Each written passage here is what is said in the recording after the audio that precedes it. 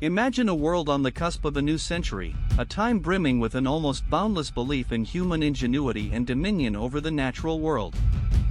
Progress was relentless, innovation the watchword.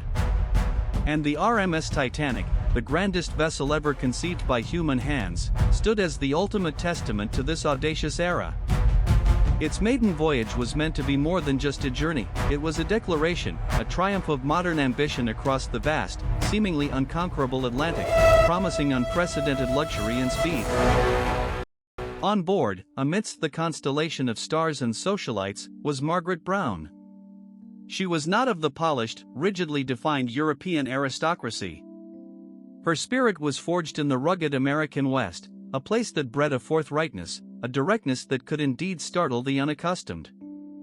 Her considerable wealth, hard-won through perseverance and astute judgment, fueled a generosity that was as legendary as her famously outspoken and independent nature. She was a woman of substance, in every sense of the word.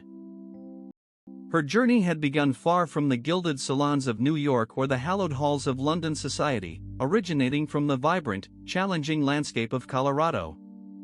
This Atlantic voyage was intended as a grand adventure, a punctuation mark in a life already lived with profound purpose and a fierce, unwavering love for her family, a chance to explore and perhaps reshape her own horizons.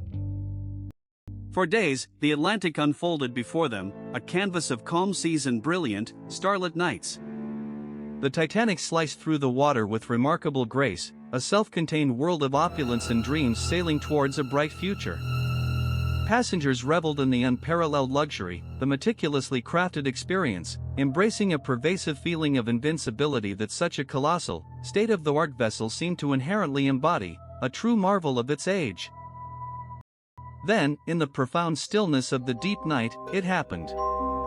Not a thunderous roar, but a subtle, bone-chilling grinding, a violent shudder that seemed to vibrate through the very soul of the ship. It was the whisper of the unseen, the silent, deadly approach of a colossal wall of ice. That unsinkable marvel, the pinnacle of human achievement, had encountered an ancient, elemental force it could not overcome. In the immediate aftermath, a primal fear began its insidious spread, a contagion of panic rippling through the decks. The ship, once a monument to human control and order, was now undeniably at the mercy of nature's indifferent power. Orders were shouted, desperate attempts made to impose structure, but confusion quickly became the dominant force. The magnificent architecture, the grand staircase, the opulent lounges, all were transformed into terrifying stages for humanity's deepest anxieties. Yet, in the heart of this unfolding catastrophe, amidst the rising tide of terror, Margaret Brown's spirit remained unbent. Her voice, usually a resonant force for reasoned discourse, now became a powerful instrument cutting through the growing panic. She was no longer merely a passenger, she was a leader, her innate resilience a visible, tangible force against the encroaching chaos. She moved with a determined purpose, navigating the increasingly chaotic decks to reach the lifeboats. Her focus was not on securing her own chance of survival, but on ensuring that others, particularly women and children, were given precedence. Her Western upbringing, her inherent grit, proved invaluable in that moment of extreme duress. She pushed, she guided, she protected, her very presence a bulwark against the surging wave of fear. She urged them to remain calm, her voice a steady anchor in the storm of noise and fear. She spoke not of the disaster, but of the world waiting for them, of the deep wells of resilience that had carried them through countless challenges before. It was in these moments, facing oblivion with an unyielding spirit, that she truly earned the moniker, the Unsinkable Molly Brown, not for defying the sinking ship, but for refusing to let her own spirit founder. As the great vessel tilted to a horrifying, impossible angle, she boarded lifeboat number 6. Yet, her mission was far from complete. The vast, inky blackness of the Atlantic stretched out before them, a terrifying expanse of frigid water, now eerily dotted with the spectral, ghost-like shapes of ice that had sealed the Titanic's fate. The night air was a brutal, biting force, stealing warmth with terrifying speed. Hypothermia was an immediate, deadly adversary, its icy grip threatening to incapacitate everyone. Many in her boat were paralyzed by shock, their bodies numb from the profound cold and the crushing weight of grief. Despite her own palpable fear and the relentless assault of the wind, Molly Brown took firm hold of the tiller, her resolve hardening. Her voice, though hoarse from the cold and the strain, remained a beacon of resolve. She rallied the exhausted rowers, her words painting pictures of warmth, of the inevitable coming dawn, of the possibility, however faint, of rescue. She urged them to keep rowing, to maintain the vital movement that kept the blood flowing, a conscious act of defiance against the encroaching, deadly numbness that threatened to claim them all. Then, she proposed an action that seemed almost unthinkable, to turn the lifeboat back towards the horrific scene of the sinking. Against the fearful protests of some, who worried about being swamped by debris or capsized, she stood firm. Her profound sense of humanity, her refusal to abandon those still struggling, demanded nothing less than this courageous, almost defiant act. The scene that greeted them was one of unfathomable horror. Hundreds of lives extinguished in the frigid abyss. The immense silence that fell after the Titanic's final plunge was a deafening void, broken only by the faint, desperate cries of those clinging precariously to floating debris, or simply to the fading hope of survival. Molly Brown and the steadfast crew of her lifeboat began the arduous task of pulling survivors from the deadly, freezing water. Each life saved, each gasp for air in the frigid darkness, was a small, hard-won victory against the overwhelming forces that had claimed so many. She offered them what little comfort she could, her own exhaustion and the gnawing cold relegated to a secondary concern in the face of such desperate need. As the first, pale light of dawn broke through the gray, a distant silhouette emerged, the rescue ship Carpathia, a true beacon of hope against the vast, indifferent sea. The survivors, frostbitten and deeply traumatized, were brought aboard. Molly Brown, even in her weakened state, immediately set to work, organizing the disoriented passengers, ensuring the most vulnerable received immediate care and attention. On board the Carpathia, the reality of their ordeal began to sink in for the survivors. Many had lost everything. Molly Brown, however, saw past the material losses. She recognized the profound psychological toll, the deep trauma etched into every survivor's soul. She became a tireless advocate, raising funds for those who had lost their livelihoods, her compassion extending far beyond the immediate crisis. Her actions were not driven by a desire for recognition, but by a deep-seated empathy and a belief in the fundamental dignity of every human being. She had witnessed the best and worst of humanity in the span of a few hours, and she chose to champion the best.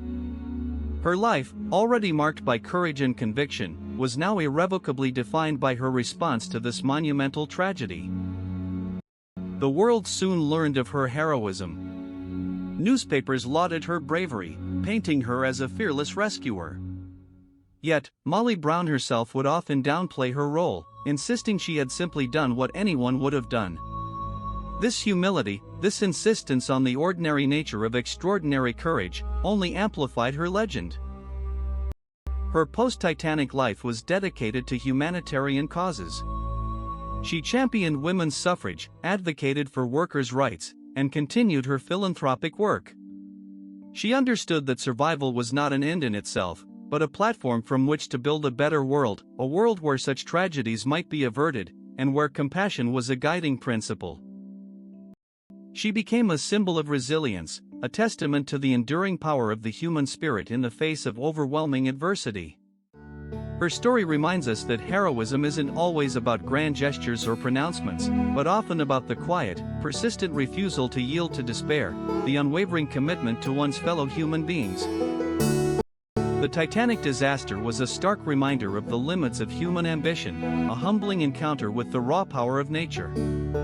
Yet, from the icy depths of that tragedy, a story of profound human courage emerged, a narrative woven with threads of resilience, compassion, and an indomitable will to survive and to help others survive.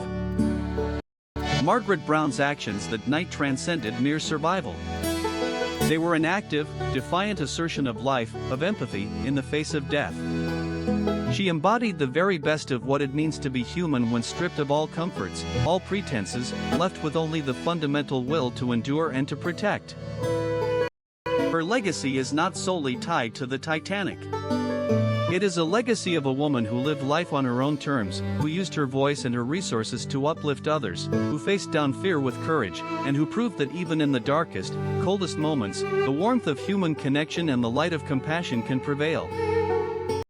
Consider the sheer force of will required. Not just to survive the sinking, but to take command in the lifeboat, to row against the freezing current, to return to the site of such devastation, and then to continue advocating for those left behind.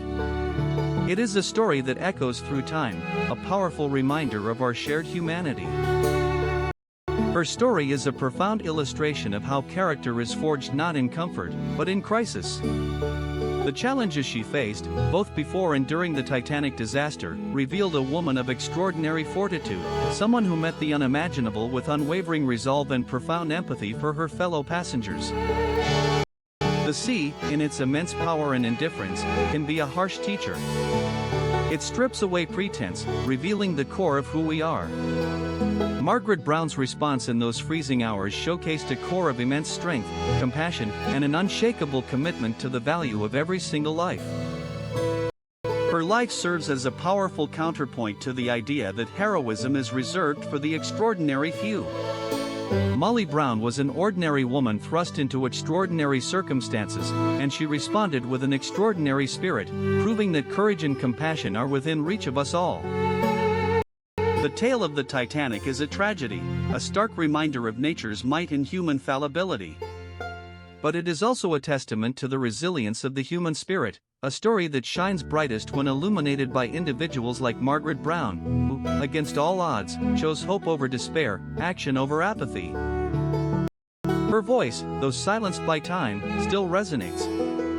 It speaks of the importance of empathy, the strength found in community, and the profound truth that even in the face of unimaginable loss, the will to help, to connect, to simply be there for one another, is what truly defines us.